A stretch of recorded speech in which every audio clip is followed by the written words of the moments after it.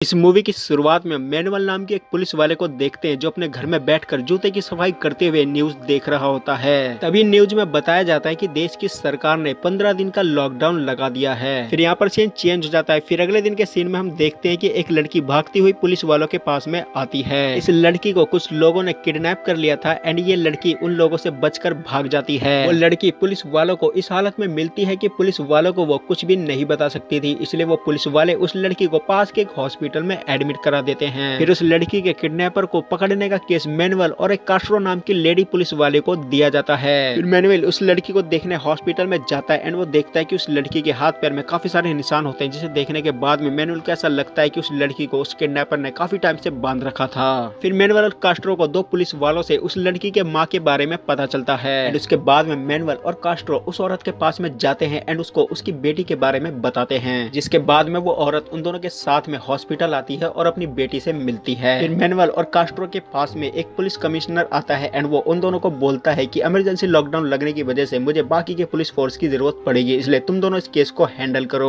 फिर यहाँ पर सीन चेंज हो जाता है। फिर अगले सीन में हम देखते हैं कि मैनुअल कास्ट्रो को उसके घर पर छोड़ता है एंड वापस अपने घर पर आता है। फिर कास्ट्रो जब अपने घर में जाती है तो हमें पता चलता है कि उसके घर में उसका बॉयफ्रेंड भी उसके साथ रह रहा होता है एंड वो कास्ट्रो को बताता है कि उसको सर्दी जुकाम जैसा कुछ हो रहा है। फिर हमें अगले दिन का सीन दिखाया जाता है। मैनुअल और कास्ट्रो एक जंगल में जाते हैं क्योंकि उस जंगल में उस किडनैप हुई लड़की को आखिरी बार बाइक से देखा गया था। फिर वो दोनों उस जंगल में बने एक घर के पास में जाते हैं एंड उस घर के सामने एक वैन खड़ी होती है। जैसे उस वैन को वो लोग खोलते हैं तो उसके अंदर एक लड़की होती है एंड तभी उस घर में से एक आदमी बैग के साथ में बाहर आ रहा होता है और वो मैनुअल को देखकर वहां से भागने लगता है। फिर थोड़ी देर बाद में जब वो आदमी पकड़ा जाता है तो मैनुअल और कास्ट्रो को ये पता चलता है कि वो आदमी और वो लड़की उस वैन में बैठकर ड्रग्स लेने का प्लान कर रहे थे एंड उस आदमी के हाथ में जो बैग होता है उसके अंदर ड्रग्स होता है। फिर मैनुअल और कास्ट्रो उन दोनों को वहां पर छोड़कर जा रहे होते हैं। तभी कास्ट्रो के पास में हॉस्पिटल से फोन आता है एंड उसे पता चलता है कि वो लड़की होश में आ गई। फिर वो दोनों हॉस्पिटल जाते हैं एंड डॉक्टर को बोलते हैं कि वो दोनों उस लड़की का बयान लेना चाहते हैं, जिसके जवाब में वो डॉक्टर उन दोनों को बोलती है कि वो लड़की अभी बात नहीं कर सकती, उसको बात करने में घंटों और कुछ महीने भी लग सकते हैं। मैनुअल और कास्ट्रो को वहां पर ये पता चलता है कि उस लड़की का असली बाप मर चुका है, लेकिन उसका एक सौतेला बाप था जिसने इस लड़की के किडनैप होने से पहले इसकी माँ से तलाक ले लिया था एंड इसके बाद में ये दोनों निकल पड़ते हैं उस आदमी से पूछताछ करने के लिए। मैनुअल और कास्ट्रो जब उस आदमी के पास में जाते हैं तो वो आदमी इन दोनों को बताता है कि मैं उस लड़की का स्टेप फादर हूँ, लेकिन मेरी उस लड़की से आज तक कभी भी नहीं बनी। साथ में वो आदमी मैनुअल और कास्ट्रो को ये भी बताता है कि वो उस लड़की से बहुत ज्यादा नफरत करता था, लेकिन वो ये भी कसम खा सकता है कि उसने आज तक उस लड़की के ऊपर कभी भी हाथ नहीं उठाया। फिर मैनुअल और कास्ट्रो वापस अपने ऑफिस में आ जाते हैं। फिर मैनुअल अपने कंप्यूटर में एक आदमी की तस्वीर निकालता है जो एक डॉग किलर होता है एंड इसके ऊपर एक रेप केस भी लगा होता है। फिर ये बात मैनुअल कास्ट्रो को बताता है एंड उसके बाद में वो दोनों उस आदमी का एड्रेस लेते हैं और उसके घर पे जाते हैं पूछताछ करने के लिए। फिर उस आदमी को जो डॉग किलर होता है उसको जब ये मालूम पड़ता है कि ये दोनों पुलिस वाले हैं तो वो खुद ही इन दोनों की छानबीन करने में मदद करने लगता है। पूछताछ में वो आदमी मैनुअल और कास्ट्रो को ये भी बताता है कि एक दिन वो नशे में था एंड उसने एक लड़की को सेक्स करने का ऑफर दिया था एंड उसके बाद में उस लड़की ने इस आदमी के ऊपर एक रेप केस लगा दिया था। फिर उसके बाद में मैनुअल और कास्ट्रो उस आदमी का इस्तबल छानबीन कर रहे होते हैं तो उन्हें एक स्पेशल तरह का रेत मिलता है जिसके अंदर कुछ स्पेशल तरह के केमिकल मिला होता है, लेकिन वहां पर उन दोनों को किडनैपिंग से जुड़ा हुआ कोई भी सुराग नहीं मिलता। उसके बाद में वो लोग गाड़ी में बैठकर वापस हॉस्पिटल की तरफ आ रहे होते हैं। तभी कास्ट्रो का फोन रिंग करता है एंड उसे ये मालूम पड़ता है कि हॉस्पिटल वाली लड़की की टेस्ट रिपोर्ट आ गई है। कास्ट्रो अपने फोन में जब उस रिपोर्ट को देख रही होती है तो उसे ये मालूम पड़ता है कि उस लड़की के हाथ पैर में जो निशान थे वो असल में कुत्ते के काटने के निशान थे एंड उस लड़की के नाखून के अंदर वही रेत मिला होता है जो कास्ट्रो और मैनुअल को उस इस्तबल में मिला था। ये रिपोर्ट पढ़ने और देखने के बाद में कास्ट्रो और मैनुअल को ये लगता है कि वही आदमी किडनैपर है एंड वो अपनी गाड़ी को वापस घुमाकर उसी इस्तबल में चले जाते हैं, लेकिन इन दोनों के वहां पहुंचने से पहले ही वो आदमी वहां से भाग चुका होता है। फिर इसके बाद में ये दोनों उसके इस्तबल की पूरी छानबीन अच्छी तरीके से करते हैं। मैनुअल को जब ऐसा लगता है कि वो आदमी यहाँ से भाग चुका है तो वो पुलिस फोर्स को नाकाबंदी लगाने का ऑर्डर दे देता है। फिर मैनुअल और कास्ट्रो उस इस्तबल की छानबीन करते हुए जब बेसमेंट में जाते हैं तो वहां पर एक कमरे के गेट पर घास भूसे से बनी हुई गुड़िया नजर आती है एंड यही सेम घास भूसे से बनी हुई गुड़िया उस किडनैप हुई लड़की के हाथ पैर में बंधी हुई थी जब वो पुलिस वालों के पास में पहुंची थी। फिर उसके बाद में मैनुअल उस कमरे के गेट को खोलता है तो वहां पर काफी सारे पुराने कपड़े फेंके होते हैं। उस कमरे के अंदर बहुत गंदी बदबू आ रही होती है जिसकी वजह से कास्ट्रो को उल्टी आने लगती है एंड वो उस कमरे से बाहर आ जाती है। कास्ट्रो के साथ में मैनुअल भी उस कमरे से बाहर आ जाता है। फिर मैनुअल के फोन फोन पर एक पुलिस वाले का फोन आता है एंड मैनुअल को ये मालूम पड़ता है कि एक आदमी नाकाबंदी तोड़ते हुए पकड़ा गया। फिर मैनुअल और कास्ट्रो अपनी गाड़ी में बैठकर वहाँ पर पहुँचते हैं तो वहाँ पर उनको ये मालूम पड़ता है कि एक आदमी नाकाबंदी तोड़ने की कोशिश कर रहा था एंड इसकी वजह से उसकी गाड़ी खाई में गिर गई है, बट वो आदमी जिंदा बच गया है और पास के एक जंगल में जाकर छुप गया है। एंड ये आदमी कोई और नहीं बल्कि वही आदमी होता है जिसके इस्तबल में मैनुअल और कास्ट्रो छानबीन कर रहे थे।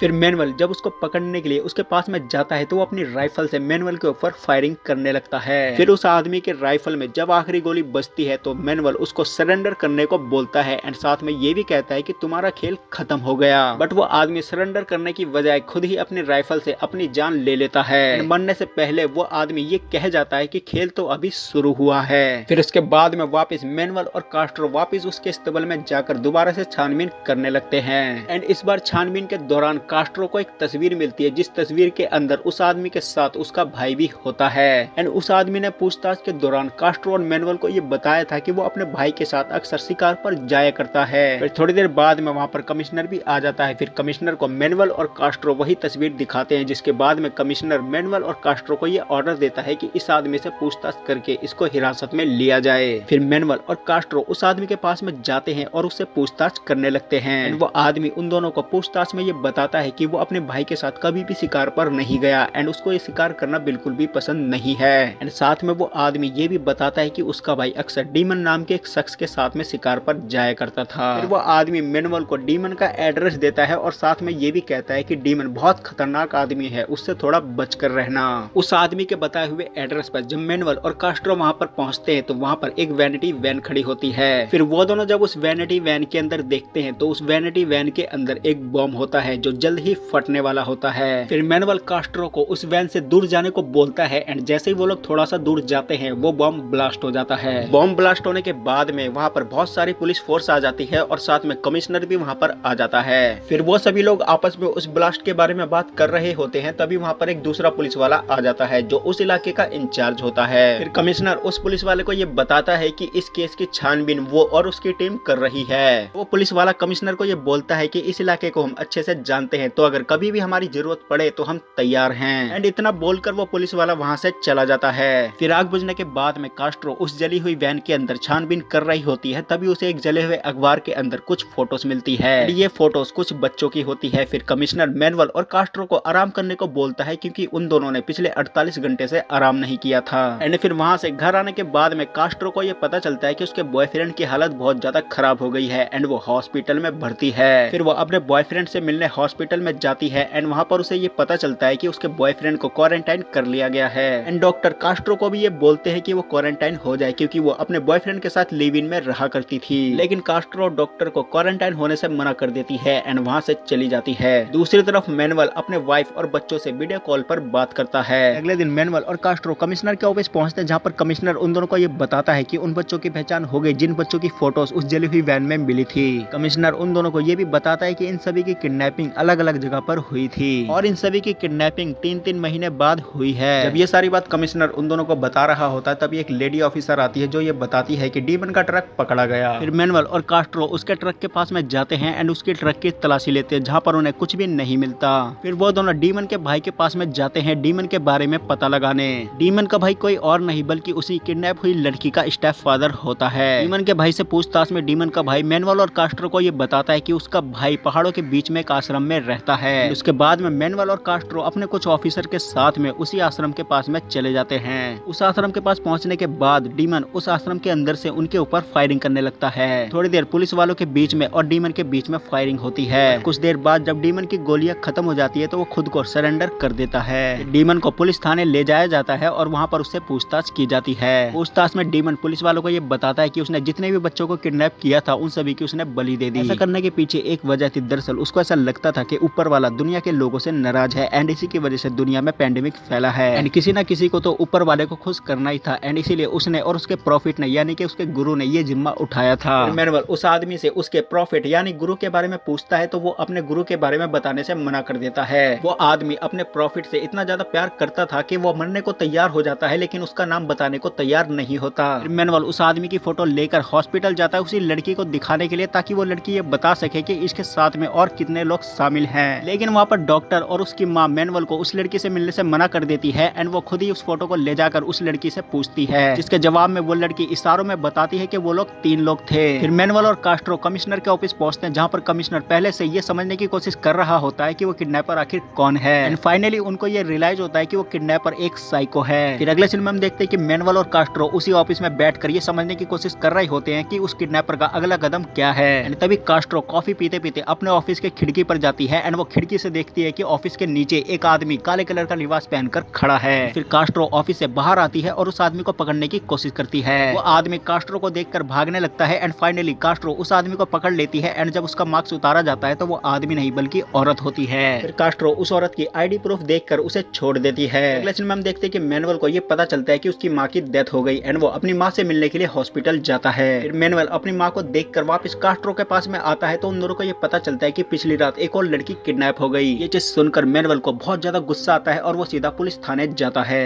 पुलिस थाने जाने के बाद में मैनुअल डीमन को अपने साथ गाड़ी में बिठाकर उसके आश्रम ले जाता है और वहाँ पर उसे मारने लगता है। मैनुअल उससे बार बार उसके प्रॉफिट का नाम पूछ रहा होता है, लेकिन वो मरने को तैयार होता है, लेकिन अपने प्रॉफिट का नाम बताने को तैयार नहीं होता। मैनुअल जब वहाँ पर डीमन को मार रहा होता है तभी वहाँ पर अचानक से कमिश्नर आ जाता है। कमिश्नर वहाँ पर मैनुअल को इस केस से निकाल देता है। फिर अगले सीन में हम देखते हैं कि हॉस्पिटल की डॉक्टर खिड़की से उस किडनैप हुई लड़की को देख रही होती है। उस किडनैप हुई लड़की के पीठ पर एक निशान बना होता है, जिसको देखने के बाद वो डॉक्टर थोड़ा सा सोच में पड़ जाती है। दूसरी तरफ हम मैनुअल को देखते हैं, वो अपने ऑफिस में बैठकर उन्हीं फोटोज को देख रहा होता है। उसको एक फोटो में एक दूसरा आदमी नजर आता है जो बिल्कुल पीछे खड़ा था एंड उसका चेहरा बिल्कुल ब्लर होता है। फिर वो उस फोटोज को कंप्यूटर के जरिए जूम करके देखने की कोशिश करता है। उसके बाद में मैनुअल उस फोटोज को डाउनलोड करके उस पुलिस वाले के पास में ले जाता है, जिसके अंडर में डीमन का पूरा एरिया होता है। वो पुलिस वाला मैनुअल को ये बोलता है कि इस आदमी को सब प्रॉफिट बोला करते थे, लेकिन इससे मैं कई सालों से नहीं मिला, लेकिन इसका फादर हो सकता है जिंदा हो, मैं तुम्हें इसके पास में ले चलता हूँ। उसके बाद में वो पुलिस वाला मैनुअल को अपनी गाड़ी में बैठाकर उसके फादर के पास में ले जाता है। दूसरी तरफ हम देखते हैं कि वो हॉस्पिटल की डॉक्टर कास्ट्रो को उसी औरत से मिलवाती है जो औरत कास्ट्रो के ऑफिस के नीचे मिली थी। वो औरत कास्ट्रो को ये बताती है कि जब वो 17 साल की थी तो वो अपने घर से भागकर एक आश्रम में जाकर रहने लगी थी, जहाँ पर काफी लोग रहा करते थे एंड वो पूरे दिन नशा और सेक्स किया करते थे। उन्हीं में से एक आदमी था जिसको सब प्रॉफिट कहा करते थे। एक दिन पता नहीं उसको क्या हुआ, वो सबकी बारी बारी बलि देने लगा। बलि देने से पहले वो ये कहा करता था कि वो ये सब भगवान के लिए कर रहा है, क्योंकि भगवान उससे नाराज हैं। उसी तरफ हम देखते हैं कि वो पुलिस वाला मैनुअल को एक घर में ले जाता है, जहाँ पर उस प्रॉफिट के बाप का कंकाल पड़ा होता है। थोड़ी देर वहाँ छानबीन करने के बाद में मैनुअल उस घर से बाहर आ जाता है।